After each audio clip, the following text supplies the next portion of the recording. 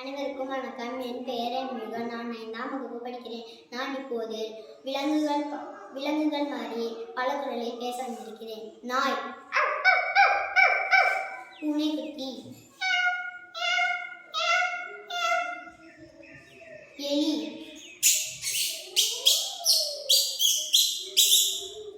பன்றி,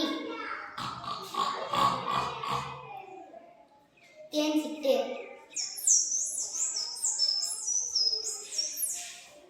சேவல்,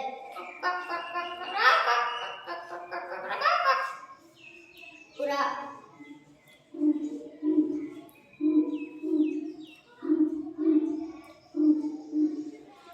ஆடு,